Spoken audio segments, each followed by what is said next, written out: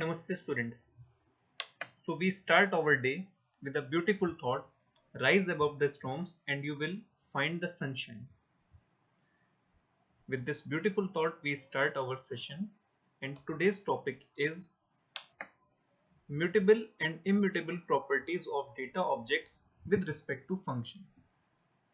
Before teaching this topic, let me clear one thing. In Python, everything is treated as an object, and every object in Python can either be mutable or immutable.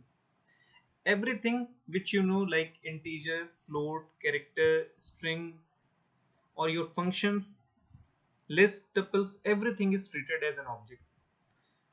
So to start with this topic, I demonstrate a simple example. You can see I have created a variable a with the initial value 10. I am printing its value. Again, I have created another variable b with initial value 10, and I'm printing the id of both variables. Id is a function in Python which prints the id of a variable.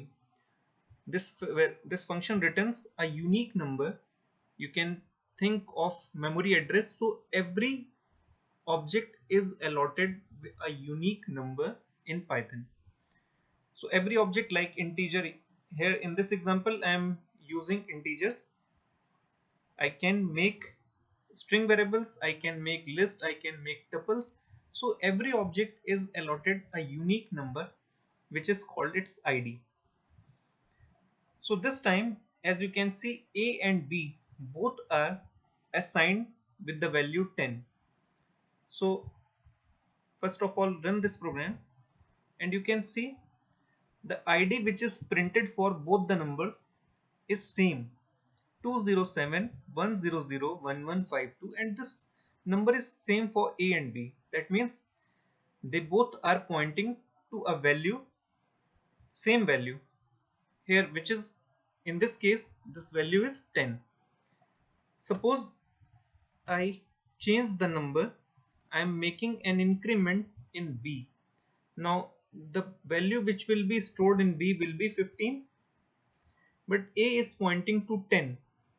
So this time A and B both will show a different behavior.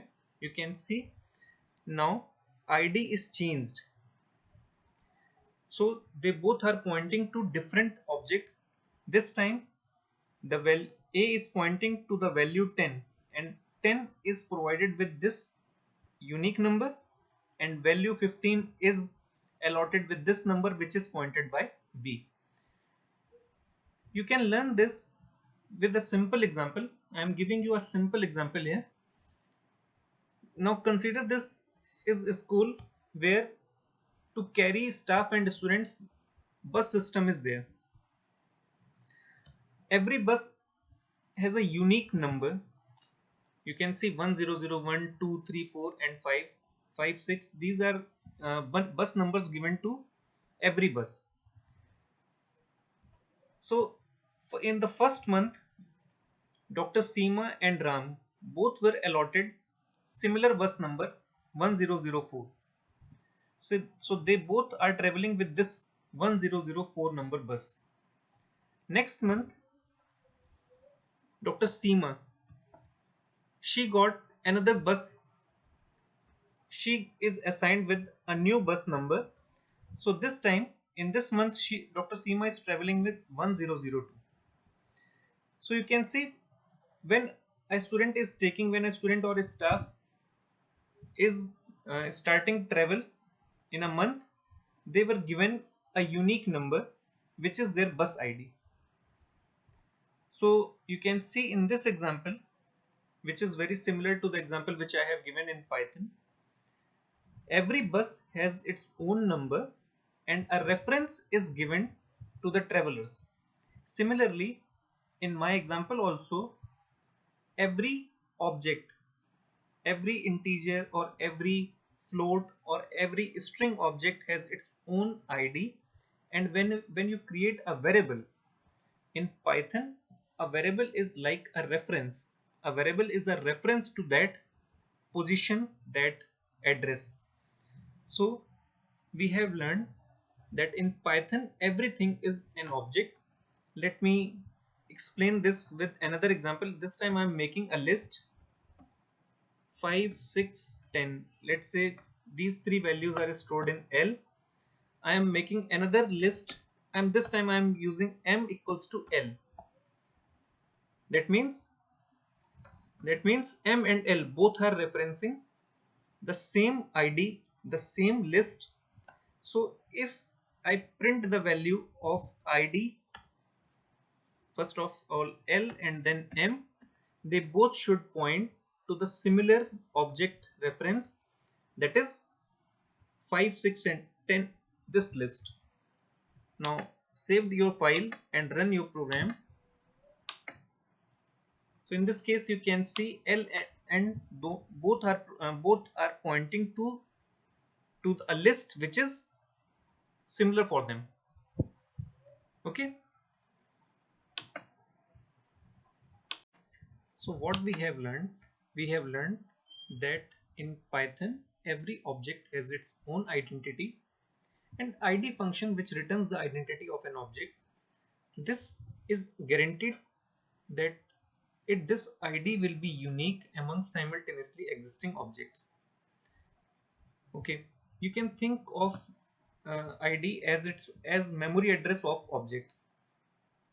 So every time your system starts, your object may get different memory address, or if the machine changes, if you're making a program on another machine, this is quite possible that your object gets a different memory address or different ID.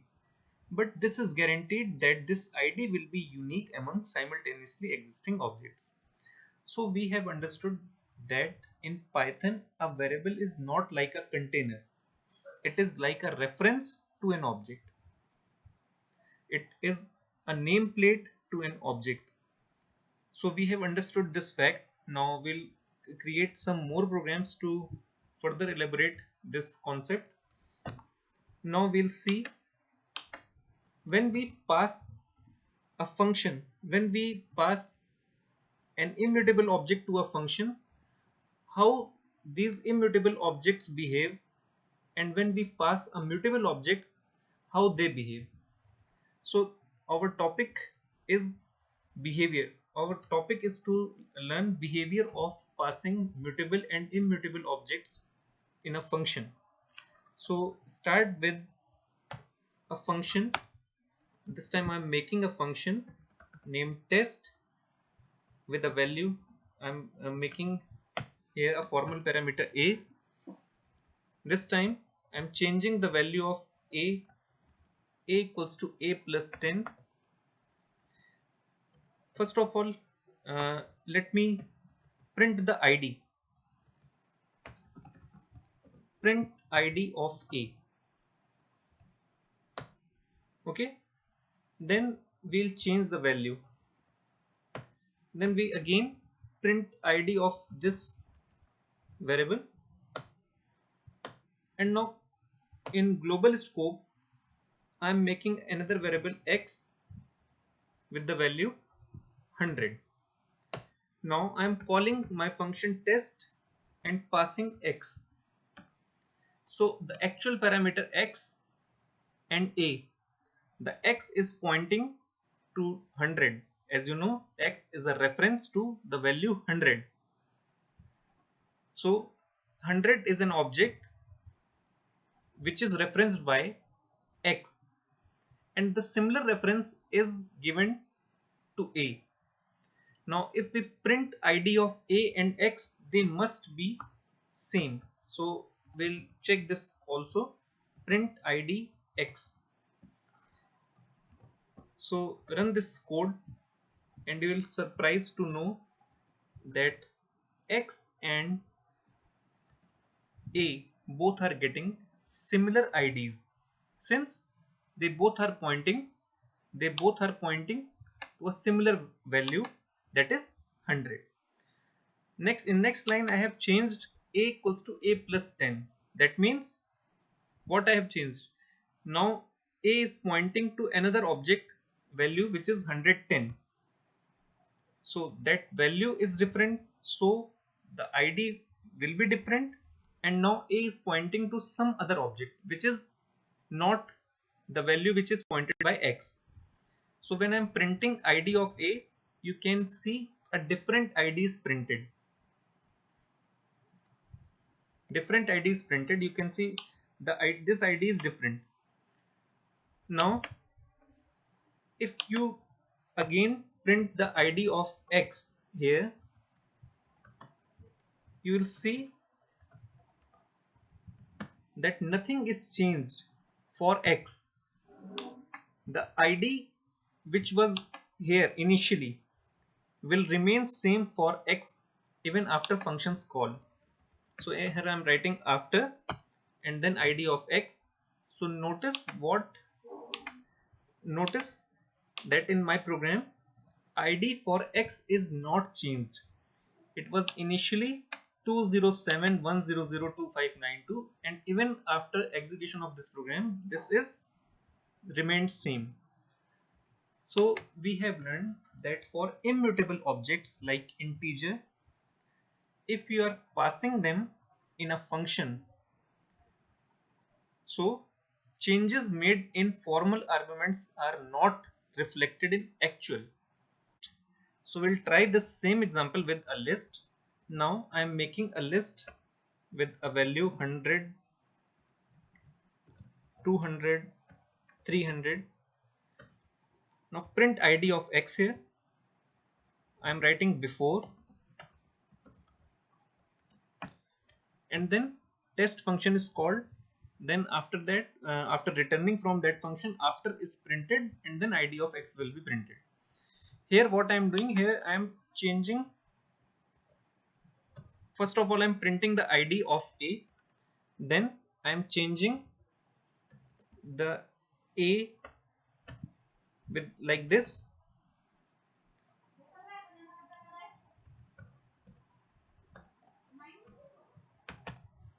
Now print the ID of A here. So run this program. What I have done, I have created a list, and this list is an object, as you know. It is referenced by the variable X. I am printing the ID of X here. Then I have called test function with actual parameter passed as X. This X is collected. So the similar reference is collected in A. So when I'll print A, ID of A, it will print the same ID which is pointed by X. Then when I have changed the 0th index value, which was initially 100, now it is 200. So after that change, I am printing the ID of A. After that function is finished, control will return to this position, and after that this line will be printed. But now notice the result of this program. Initially the ID allotted to X was 4444421256. Inside the function it was same. When I have changed the value, it remained same, and after even after returning from that function, the ID is same. And if you print the value of X, you will surprise that value of X is changed. Here you can see the value is 200, 200 and 300, and the value which you have given before calling this function was 100, 200 and 300. So you have seen changes made in formal argument is reflected in actual in case of mutable object like list. So Python behaves in Python, mutable and immutable objects behave differently while calling a function. If you are passing your mutable objects to a function, whatever changes you are making in formal arguments, they will be reflected in actual. But in case of immutable objects like integers or strings or tuple, whatever change you will make in your function, they won't be reflected in actual. Now we'll learn the reason behind change in behavior of mutable and immutable objects. Let's start with immutable. integer. In this example, you can see I have written x equals to 100, and before calling this function I have printed the id of x, and I have printed id of x again after the function call.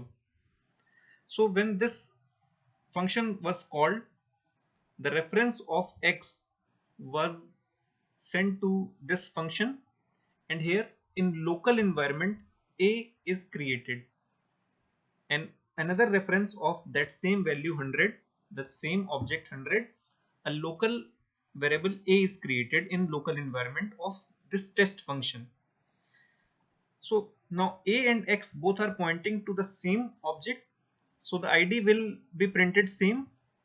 Next, inside this function in local environment, what I am doing, I am changing the value. So now this a is pointing to another value 200.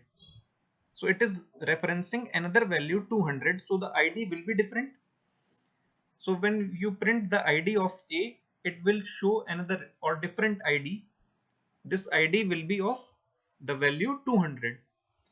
After this, the function is finished. So the local environment which was created here is terminated, and when we return from that function, when we print our id, the initial id of 100 is printed, since you haven't changed anything in the called function. So the id which was allotted to x before the function call and after the function call will remain same. Run this code and you can notice the id before function call was this, and even after the function call is same. So the value before execution was 100, and even after execution of that function, even after calling that function, is 100. Now we'll learn the reason behind changes in mutable. So we have a file in which we have this list. Now x is pointing to a list, to this list object. So before calling this function, if I am printing the id of x, it will print the id of this list, and when we call this function, the same id of x, that means this list, is stored in a. So if we print id of a here, it will print the same id which is stored in x. Now you are changing in the list, inside list. So what you are changing the contents of this list, but you are not changing the list, you are just changing the content of that list. It is same like the example which I have given previously of bus. If my bus, if you are given this bus id 1004, but you have changed your seat, that will not change your bus id. Suppose you are sitting on the seat number 1, but after some time you have changed your seat, you are sitting in the seat number 10. That is change inside the bus in your sitting plan, but it will not be a change in the bus. So what I am doing here, I am changing the content of a list but not the actual list. So the list will remain same. So a is pointing to the list which is pointed by x. So the content of that list will be changed here. So if you print the id of a, same id will be printed, and after the function call you will see the id will remain same and the content will get changed. You can see the contents are changed now. So the initial list was 100, 200 and 300. Now it is 200, 200 and 300. So we have seen that for mutable objects like list, whatever changes you are making inside your called function or in formal arguments, they are reflected in actual. But in case of uh, immutable objects like integer or tuple, if you are changing anything in formal arguments, those changes won't be reflected in actual arguments. So now let's take another example. This time what I am doing, I am changing this list. So A is now pointing to a new list. Now see the interesting change. Run this module. This time you can notice the initial address, the initial ID of X was 55431208. It was sent to the function, and when you have printed the ID of A, it was 55431208. But after that you have changed your list, and now A is pointing to a different list altogether, and this list is created inside local block, local environment. So you have printed the ID here, ID of A. You can see the changed ID is printed, but after this execution, when the control transfers to the main block after finishing this function, the local environment gets eliminated, and now if we print our ID, we'll get the same ID, since inside formal argument we have changed our list. So the changes made in formal arguments are not reflecting here, since we have changed the list, and A is now pointing to a different object. So every object has its own ID or address. Now A, which was made in local environment, it was pointing to a new ID, sorry, new list. So and that list has a unique ID here in X. So whatever changes in made in A, they are not reflected in X. Thank you.